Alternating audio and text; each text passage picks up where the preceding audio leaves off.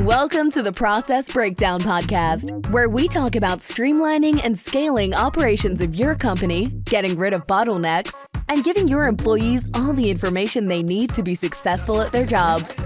Now, let's get started with the show.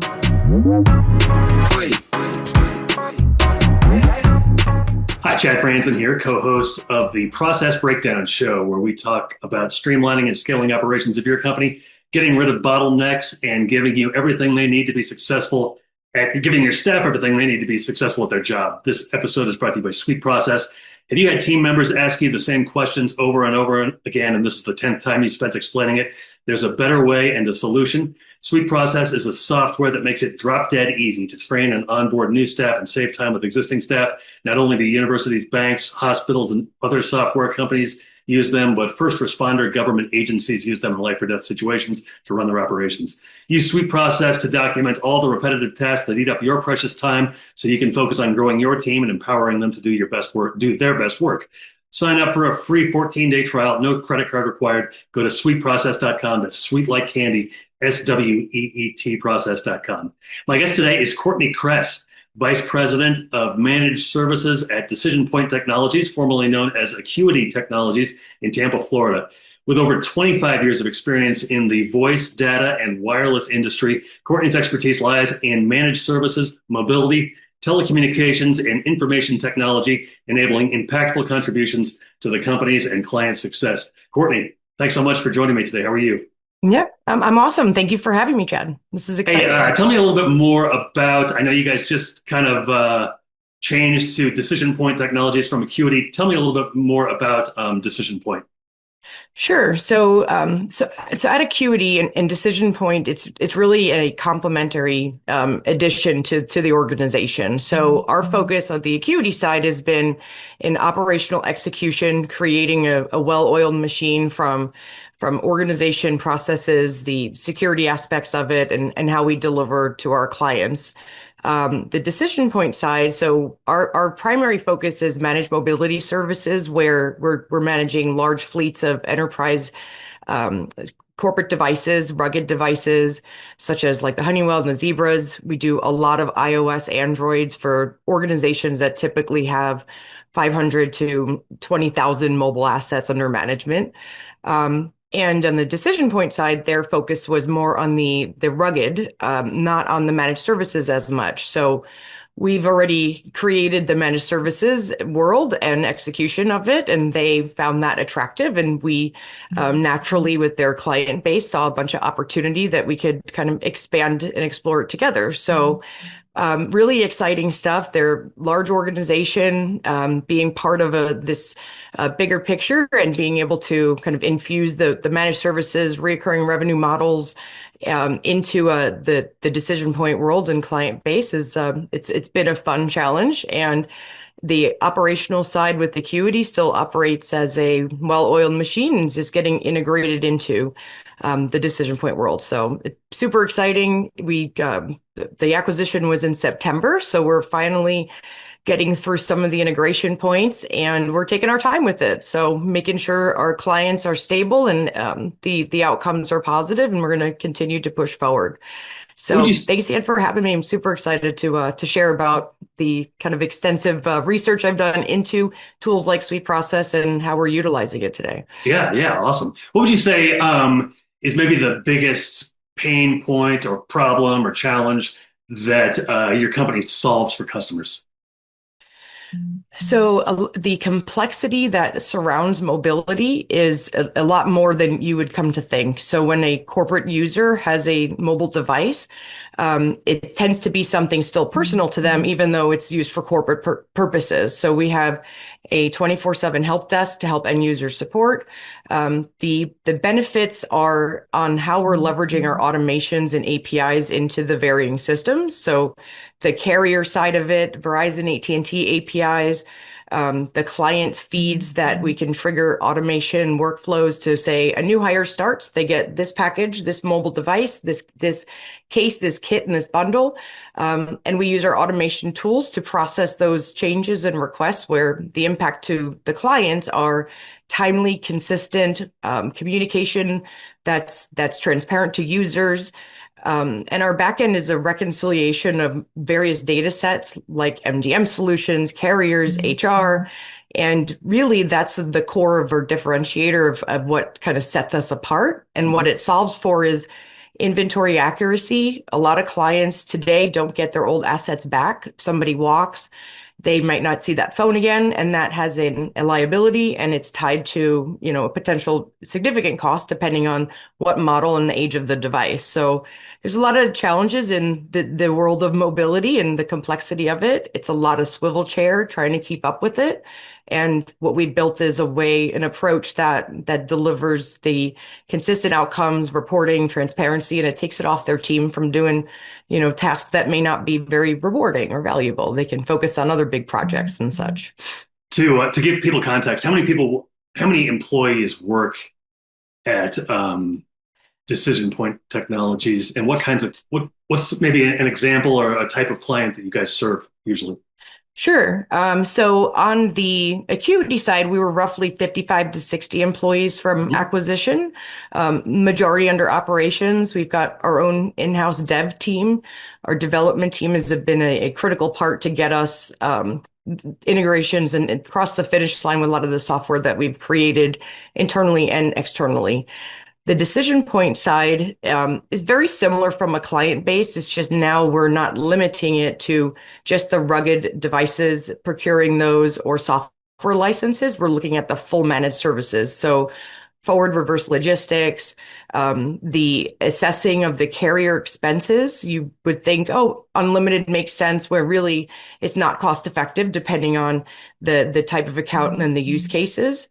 So we're managing the expenses and the inventory to keep it as accurate as possible. In the DecisionPoint world, we actually have a couple mutual clients that we ended up sharing in. And what's interesting is our approach is so different and unique and set apart from each other that there was no conflict, let's say. So, for example, in the world where we're managing mostly consumer devices, they're focused on the rugged, the refreshing those large fleets of Zebras and Honeywell scanner devices, peripherals like printers and such.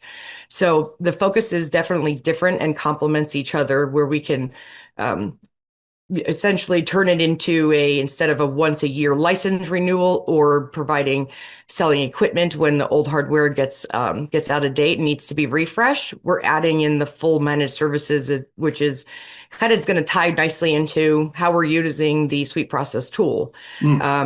Because there's in the complexity of how everything gets handled. In mobility, you think about all the variables. It could be this person's going on leave of absence. What happens to their phone? That's a policy. It could be, if what are the plan choices that we could go with? Are they allowed to go international if a user does travel overseas, or is that blocked and limited? There's so many elements to it to prevent unnecessary expenses for the client or inefficiencies that the ROI is not just from a hard cost perspective on the carrier. There's true soft costs that are built in based on the automations and such that we bring to the table. And the DecisionPoint world has been a good portion of managed services, but the majority has been in that handheld, rugged, that device space, and basically selling that with the licenses and such that accompany it. So it's a good natural fit for us to kind of bring the two organizations together, and it's been really exciting to get kicked off in the new year and start moving forward into training, teaching, educating the organization of the true differences. It's a complex sale, but we can keep it as simple as possible and explore their clients with the new managed services model that we built. Very nice. So you mentioned SweetProcess. Let's kind of go back to the beginning. How did you discover SweetProcess? So I had created what we call an annual goal. We call them rocks because we were part of a a different organizational tool called 90 and EOS, and it's how we set goals to run the organization down from a leadership perspective down to the various teams. And it aligned everybody on the same page with the vision, where we're headed. And through that process, during our reviews, we look at where are the gaps, what could be improved, where do we invest time and effort and financial potential investments into to make these operational improvements. So I had taken the big goal, which has been one of mine for many years.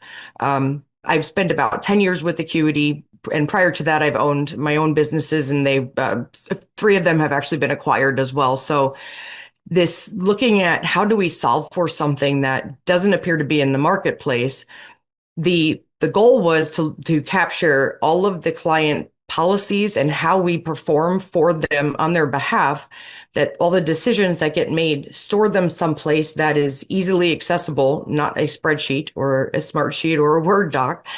Or, it could be OneDrive, all those variable things that create content and inconsistent.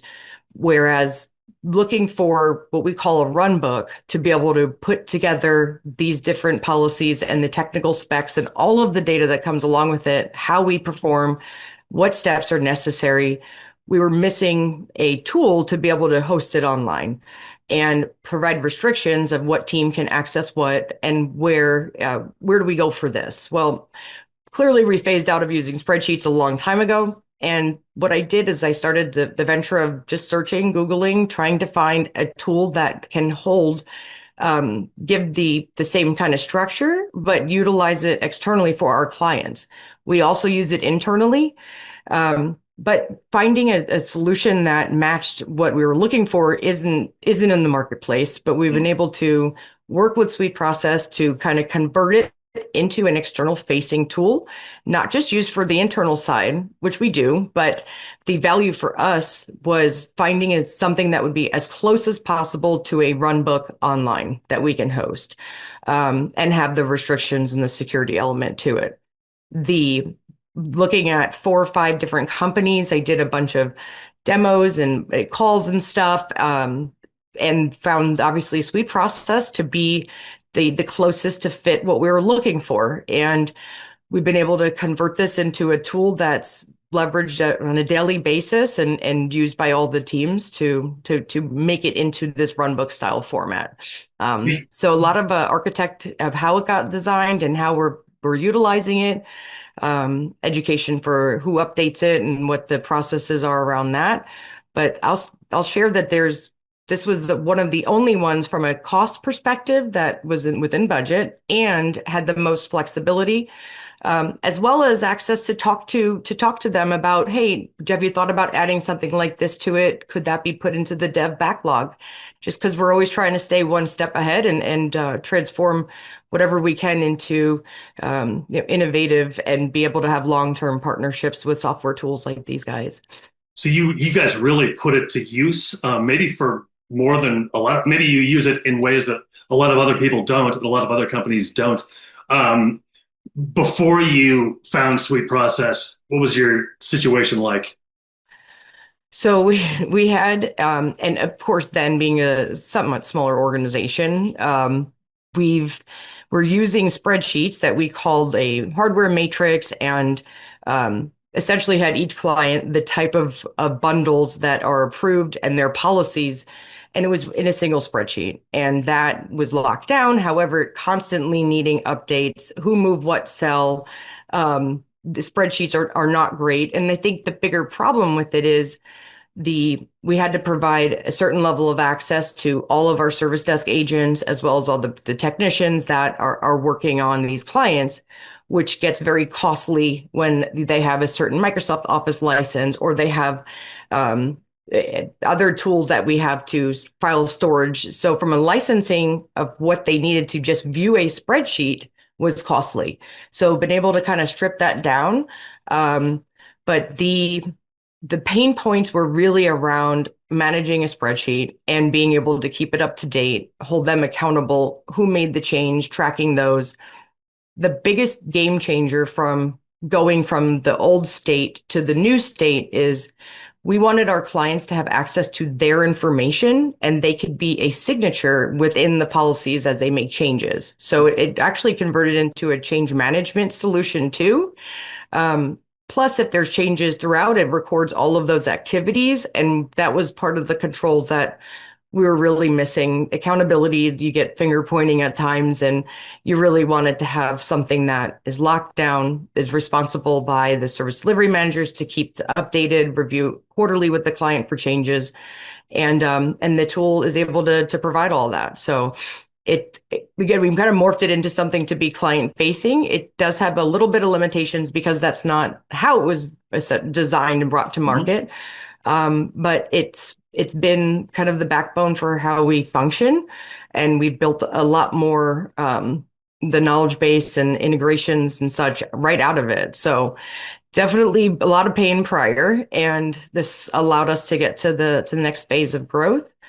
I will say it was a challenge to get the structure where my vision, being in my seat, constantly on the go, always having these ideas in the middle of the night. Oh, we should try that thing and this thing. So getting the vision and into execution, it took a good about a year to get everybody momentum and utilizing it and buying into this is the right tool for us.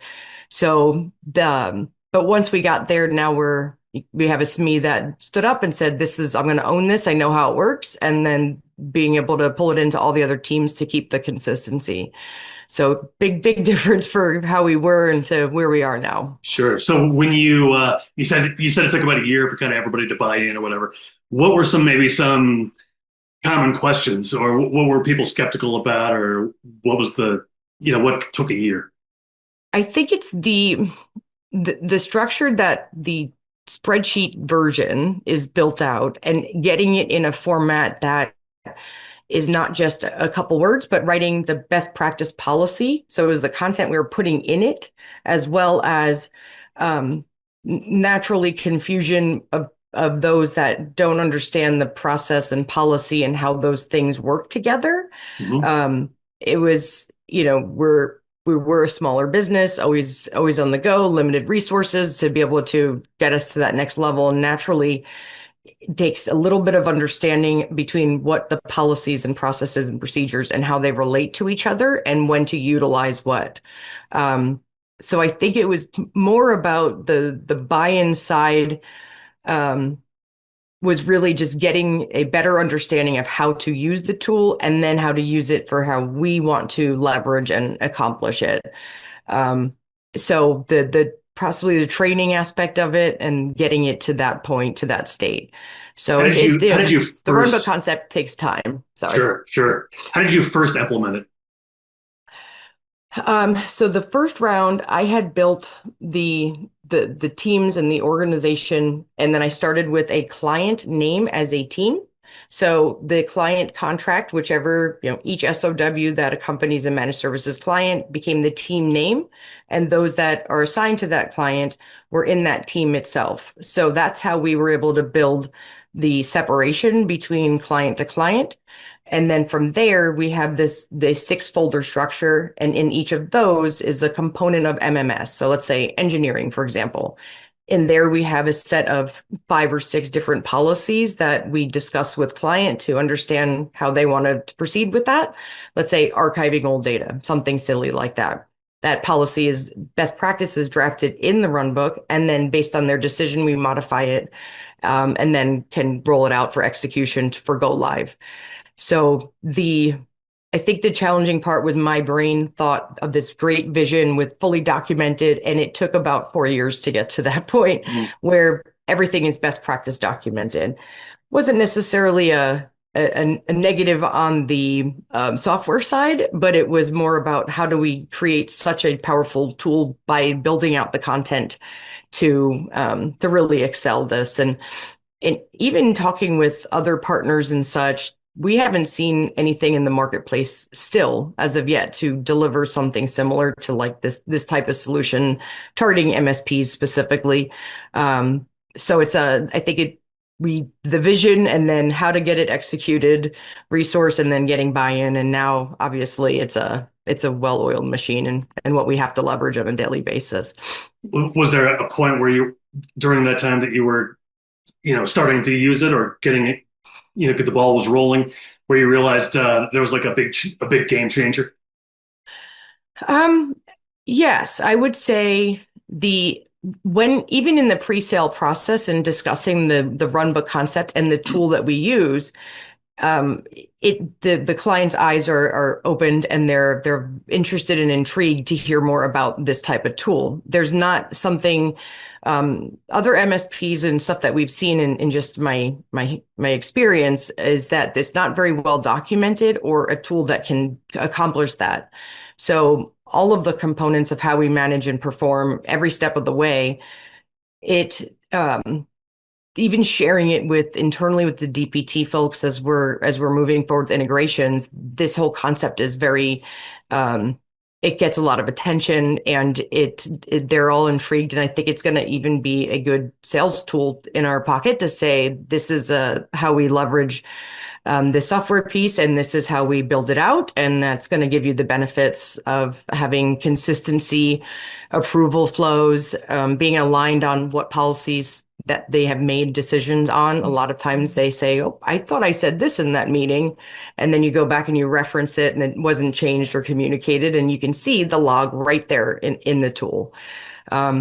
So I will say it wasn't a flip of a switch because of getting all the service delivery managers and the project management teams aligned with how to build it out thoroughly. So it wasn't necessarily a flip of a switch, but it was more showing and demonstrating and then getting a few people excited internally that are, as OCD as I am, to be able to keep things organized. They just latched onto it and helped really get it across the finish line where we can leverage it in all the different areas, even internally on the finance side, how we process certain invoices, client specifics related to procurement and purchase orders. So every function is how we operate and how we do our roles, and then the client specifics in their client portions as well. So it's in the acquisition, it has been a game changer because we just give them access and go, here's the steps we take. And they're like, oh, wow, you have this documented? Yes. So Is it huge, possible huge is it win possible there. to explain or quantify maybe how it saved you time or energy or money especially now that you've got it kind of built out at least the way that you'd like it? Yeah, I think that in a world of managed services where you have an assigned service delivery manager that's working certain clients and others that are working other clients, and when the set of standards is visible, I can then have this team process it the same way as this team and this team. So being able to have a consistency and accountability in that has eliminated manual errors, ordering incorrect hardware, let's say, because it wasn't documented correctly. There's at least 50% more data built out in the tool compared to what we had before. So we went from having to apologize for some manual mistakes to having it set in place and have really been able to minimize a lot of that risk. Mm. I think the biggest impact is the client risk. I remember purposely when I was looking for the tool, we always had that one or two client customers that they say they agreed to something or forget to communicate it and then go back. And then we're like, wait a second, I know he said that, and trying to have to look for something that documents it, has the signature portion, and having that piece alone just put everything in a much more stable place of instead of just constant, oh, I said to do it this way and not that way. Well, let's capture it. Let's document it. Do you agree? Sign off. So it's improved the client relationships it's hard to put a dollar on it, but I'll say it definitely took our organization to the next level of being able to keep up the documentation as well as the innovation that we're doing throughout the business. So we are more on the two steps ahead innovation side with Mhm. our approach and our dev team, and being able to use a tool like this is critical, that it does align with our approach as a whole. So So for you personally, You were kind of running the spreadsheet system that you had before, and then you spearheaded the switch over to SweetProcess. How has it changed your typical day? So today there's given growth in size naturally. We have built out additional service delivery managers, additional structure to the organization with more clients. So for me, it gives me a peace of mind that I can look very easily into either KPIs or documentation with just a few clicks to know that we're good. There's not a fear of, did that get documented? How are they approaching that? Or why is that getting escalated? Now I can easily see our performance metrics as well as the documentation in a couple clicks. And I've got more of a peace of mind that as I'm moving out of the operational role into more of the, how are we building out managed services? I can sleep better at night, I think is probably the biggest benefit. And while that may seem silly, it's a significant one for me. Yeah, no, sleep is a huge benefit.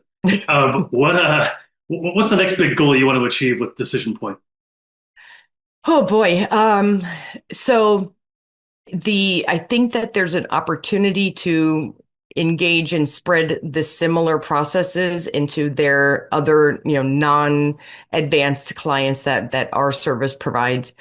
And that giving the structure and giving the tool that we're already using and exposing it, my goal would be to leverage this either internally for processes and externally for clients, or at a minimum internally for processes, because it's such an easy tool to use. It's very it makes sense. We're heavily embedded into it. So spreading that throughout and getting more structure on the DPT side.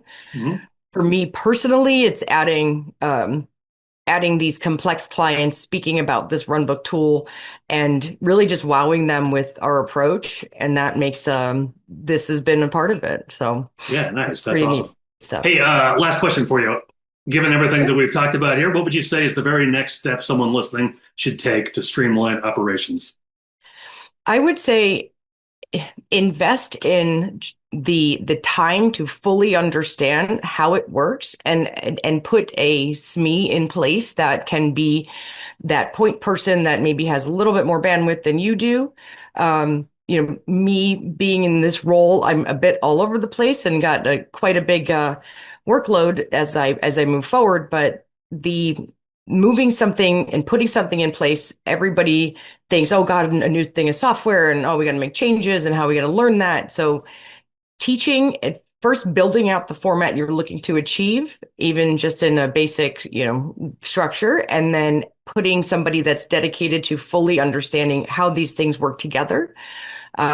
And being able to then have a rollout plan, training and education around it. I think that my learning lesson that was putting a resource on it that really could have helped push it along quicker, rather than just my words. So, okay.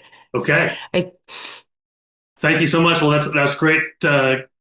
Great to hear from you, Courtney, about SweetProcess and your experience about it. Thank you so much for all of your time today. Really appreciate it. Yeah, love it. Thanks for having me. So long, everybody.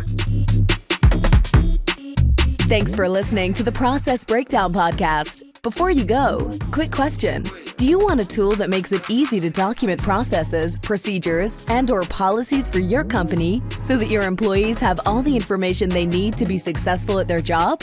If yes, sign up for a free 14-day trial of SweetProcess. No credit card is required to sign up. Go to sweetprocess.com, sweet like candy, and process like process.com. Go now to sweetprocess.com and sign up for your risk-free 14-day trial.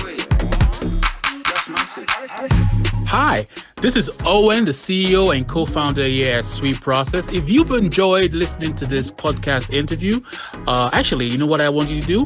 Go ahead and leave us a 5-star review on iTunes. That way we get more people aware of the good stuff that you get here on this podcast. Again, go on to iTunes and leave us a 5-star review.